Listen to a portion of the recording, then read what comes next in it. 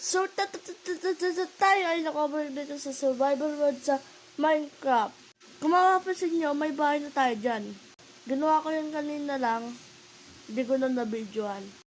So, tayo ay aakyat muna saglit sa bundok malapit sa aking bahay. Bundok talaga ito dahil napakataas. Oh, shit! Munti ka na tayo sa cave kung hindi. Dead ba tayo dyan, boy? Ayaan na nga natin yung cave na yan. Magdadaan na tayo. Oops. Malapit na tayo. Nandito na tayo sa itaas. May cave na naman na napakalalim. Baka mayroon na tayong sapat na equipments. Bababa tayo dyan sa dalawang cave na yan. Na makadugtong hata. Siguro makadugtong kasi nga makalapit lang sila. So, nandito tayo sa itaas ng bundok para kumuha ng kulay white na puno. At yun yung kulay white na puno, ayun yung kukunin natin. So, kuha lang tayo ng kuha hanggang sa mapagod. So, tawag na nga, bawala na tayo. Okay na yung ganun kadaming puno na kulay puti. Dami pa ng cave dito sa ginawa kong word dito. So, yan, malapit-lapit na tayo sa ating bahay! Napansin ko lang yung bahay ko, yung loob ng bahay ko, wala pang kalaman laman kaya lalagyan natin ng laman yan. Simulan natin sa crafting table. So natin, dito na ko na siya lalagay guys. Sa may tapat ng pintuan. Yan! Ang unang laman ng bahay.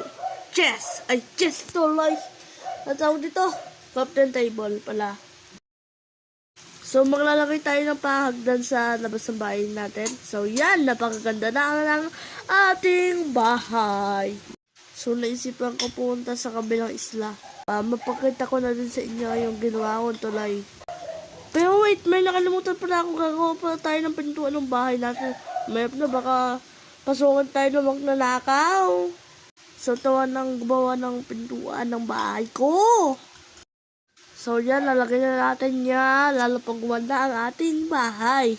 Tawa na at diretso tayo sa tulay. Ay, dito pa yung tulay na ginawa ko.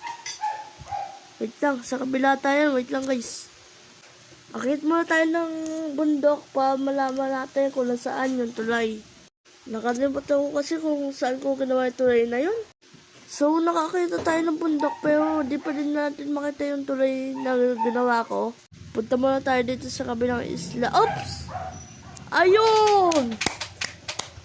Clap, clap, clap! Nakita natin yung ginawa natin tulay. So, tawid na tayo dyan.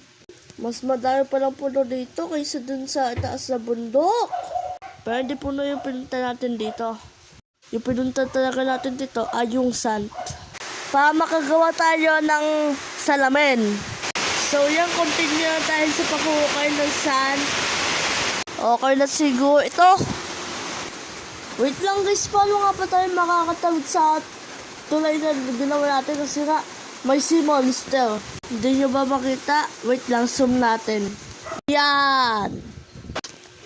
So dahil may sea monster, lumangoy na lang tayo papunta sa ating isla. Tulong! Nalulunod ako! Joke lang. So yan, malapit-lapit na tayo sa ating lugar. So nakabalik na tayo sa ating lugar at makukay tayo ng stone dito. Para makagawa tayo ng stone equipments. Hindi ko na nakuha ng video yung mga sunod na nangyayari sa Minecraft world ko na survival dahil na lobat na ang aking cellphone. So yun lang. See you next video.